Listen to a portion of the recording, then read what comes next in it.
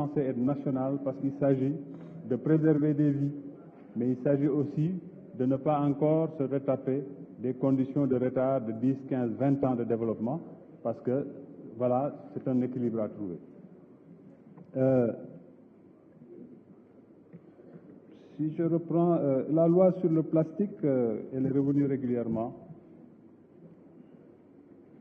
C'est une loi déjà en vigueur depuis avril 2020.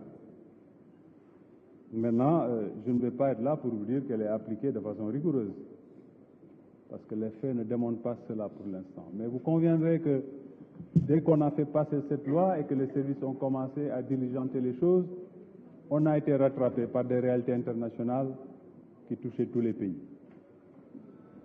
On est rentré dans une phase de pandémie. Ça a impacté beaucoup. Le président a énormément fait pour préserver l'emploi, le revenu du Sénégalais. Sa première décision a été d'interdire tout licenciement au Sénégal et d'accompagner cela. Donc vous conviendrez qu'à ce moment, quand il y avait des industries dont c'était le métier, il était difficile de venir sans permettre à cela de se préparer, de fermer tout de suite ces activités-là et donc de mettre des milliers de Sénégalais au chômage, mais également de mettre à l'eau des milliards d'investissements qui avaient été faits. Donc, malgré tout cela, aujourd'hui, cette loi, elle est appliquée par mes services, elle est surveillée. On ne fait pas entrer n'importe quel plastique au Sénégal. Il faut des autorisations, notamment de la direction de l'environnement et des établissements classés. Il y a un type qui entre encore, mais la plupart, suivant la qualité de ce plastique, qui ne rentre pas encore dans ce pays. Et, sauf erreur, les derniers chiffres qui m'ont été donnés, c'était plus de 70 tonnes de plastique saisi il y a de cela quelques semaines.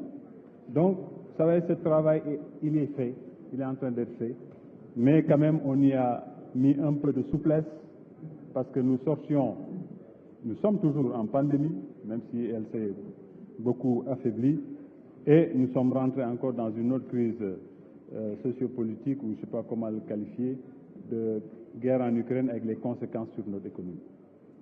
Donc cette loi, les services continuent à la suivre. On mettra plus de vigueur pour être en conformité avec les attentes de nos parlementaires. Mais aujourd'hui, effectivement, les déchets plastiques constituent un problème très crucial. Vous l'avez dit, je viens de la pêche. Ça fait beaucoup de dégâts, même dans les mers. Énormément de dégâts.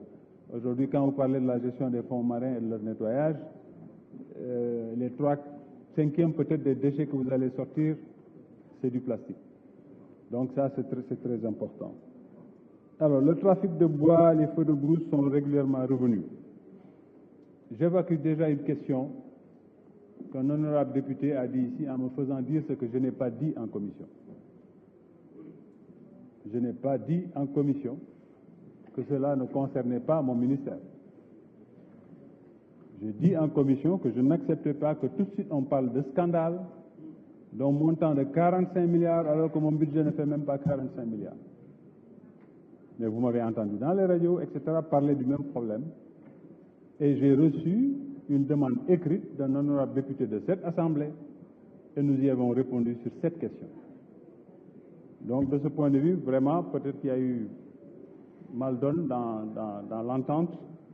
J'ai répondu en commission qu'effectivement, c'est un marché secret défense parce que concernant l'équipement, l'armement de structures de forces de défense et de sécurité.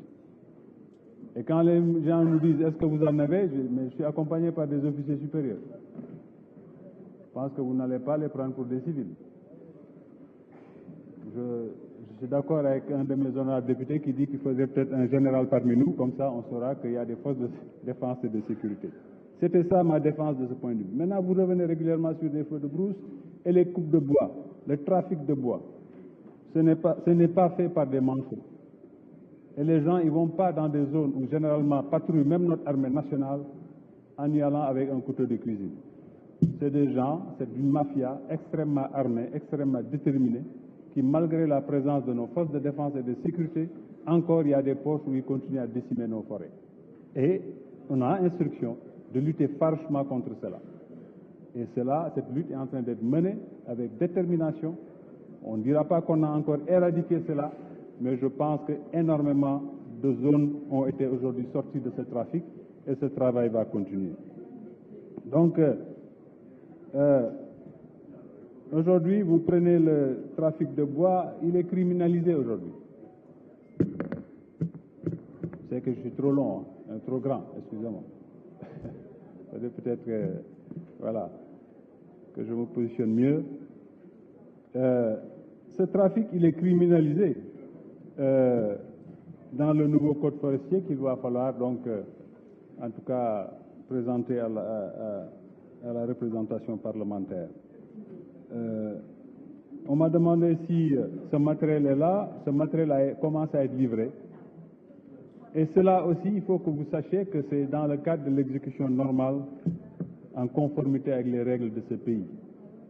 Vous avez tous regretté la modicité, je ne dirais pas modicité, mais faiblesse, Monsieur le ministre des Finances et du Budget, des fonds qui vont à ce secteur, des effectifs, un secteur pas assez équipé et qui a une responsabilité extrêmement large au niveau territorial. Nyokolo-Koba, sauf erreur, c'est 912 000 hectares. C'est énorme à surveiller. Donc, c'est un choix fait parce que ce qu'on appelle les offres spontanées, le partenariat public-privé, tout ça est régi dans nos textes, qui est fait pour pouvoir acquérir là du matériel dont on a besoin et de le payer sur 5 ans. Quand on parle de scandale en désignant des fonctionnaires de cet État, des ministres de la République, vous voyez ce qu'est la République. Ceux-là ne sont même plus au poste où vous les soupçonnez aujourd'hui. Au moment où je parle, le Sénégal n'a pas décaissé un franc sur cette question. Parce que c'est un programme qui se paye à son exécution et payable sur 5 ans. Donc, j'appelle également la représentation parlementaire à parfois peut-être être un peu plus proche de nous dans la recherche de la vérité et dans la défense de ce qui est vrai. Mes services me disent d'ailleurs qu'il faudrait que vous visitiez un peu tout ce qu'ils font en termes de contentieux, de saisie, etc. Ça également, la commission en charge des questions dans le Parlement pourrait venir visiter, voir tout ce que nous sommes en train de saisir, voir le niveau de contentieux, de PV et surtout ce que ça coûte à ceux-là aujourd'hui.